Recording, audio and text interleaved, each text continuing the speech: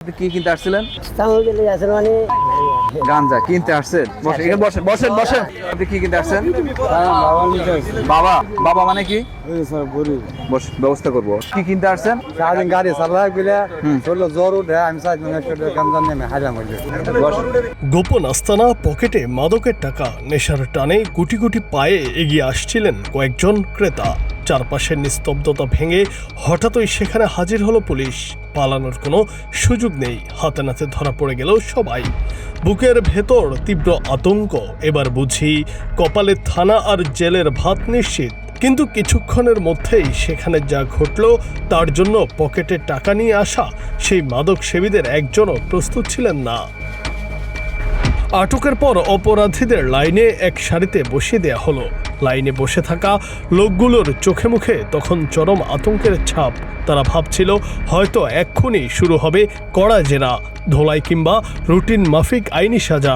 ঠিক তখনই বদলে গেল পুরো দৃশ্যপট। পুলিশ কর্মকর্তা অপরাধীদের পকেট থেকে মাদকের উদ্দেশ্যে আনা সব টাকা বের করে নিলেন। এরপর সেই বাজেয়াপ্ত টাকা হাতে নিয়ে পাশের দোকানে গেলেন।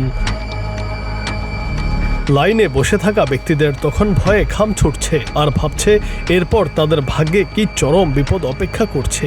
কিছুক্ষণ পর সেই পুলিশ সদস্য আবার ফিরে এলেন, তবে আশ্চর্যজনকভাবে তার হাতে ছিল না কোনো লাঠি বা শক্ত হাতকড়া।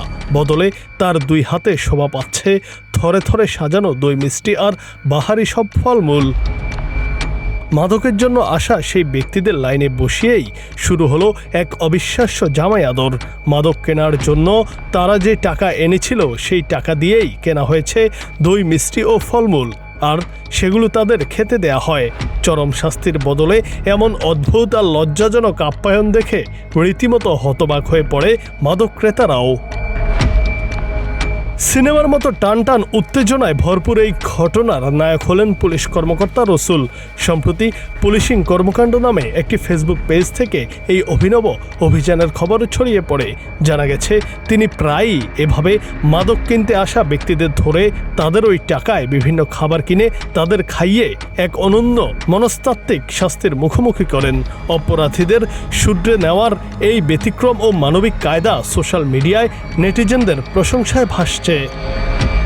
Junaid Ahmed, green TV digital.